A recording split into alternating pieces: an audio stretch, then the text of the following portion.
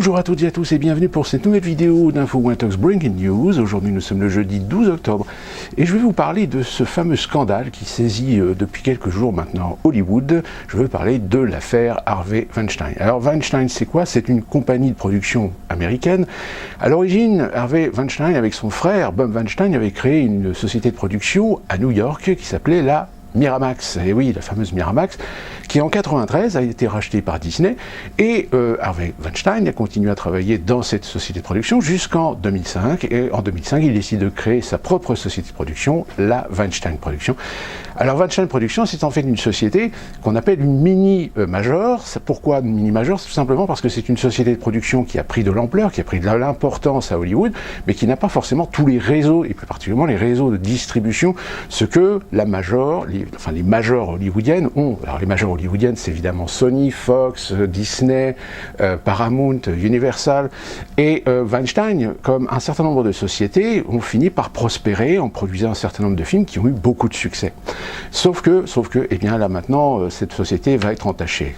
Elle va être entachée, pourquoi? Tout simplement parce que son principal président et fondateur est emmêlé dans une affaire de harcèlement sexuel, voire peut-être aussi de viol. Et depuis que l'affaire a été mise en évidence dans les médias, tout d'un coup, plein de langues se sont déliées. Alors, évidemment, cela n'excuse pas le comportement de ce monsieur vis-à-vis de certaines stars.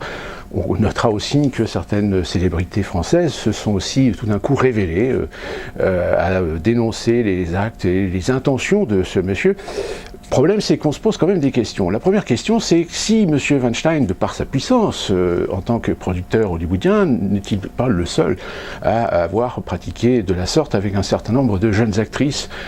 Deuxième question, c'est comment se fait-il que tout d'un coup, avec ce nombre d'actrices, et non des moindres, puisqu'on a quand même Angelina Jolie, Gwyneth Paltrow et un certain nombre d'autres, qui aujourd'hui dénoncent le comportement de Weinstein, pourquoi aujourd'hui? Pourquoi tout d'un coup tout le monde décide de se délier les langues sur ce monsieur? Eh bien, je rappelle, sans excuser son comportement, qui je pense peut-être la justice décidera, mais ce qui est intéressant, c'est de se rendre compte que ceci arrive dans un contexte un peu particulier, et d'ailleurs la plupart des médias ne parlent pas du tout de ce lien qui existe aujourd'hui avec cette situation. La situation, elle est la suivante, c'est que depuis quelques années, certaines sociétés de production ont commencé à faire de l'ombre aux majors.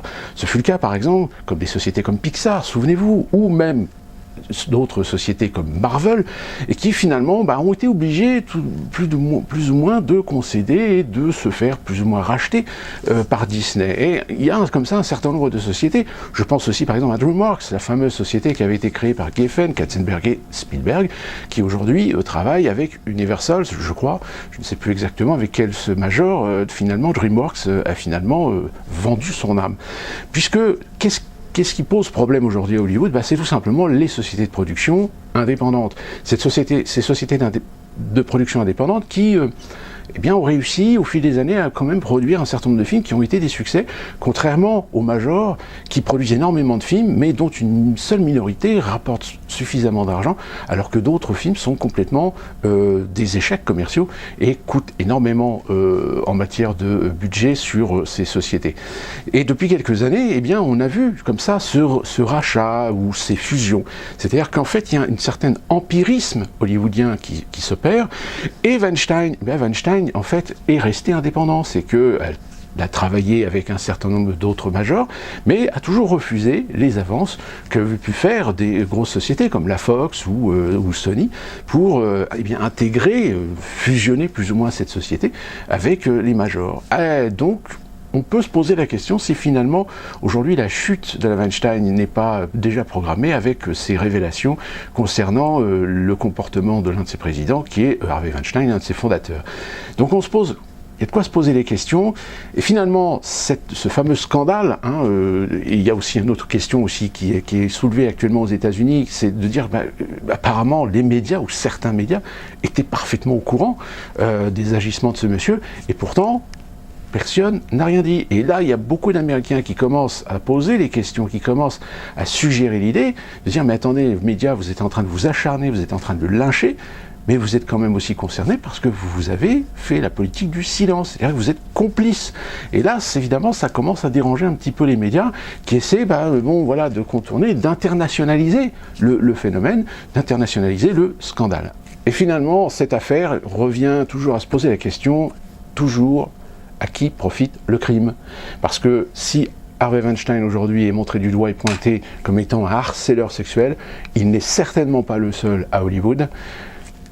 Advienne que pourra, nous verrons la suite des événements et en ce qui nous concerne, on se retrouve très prochainement pour une nouvelle vidéo de Breaking News, Info ou Intox.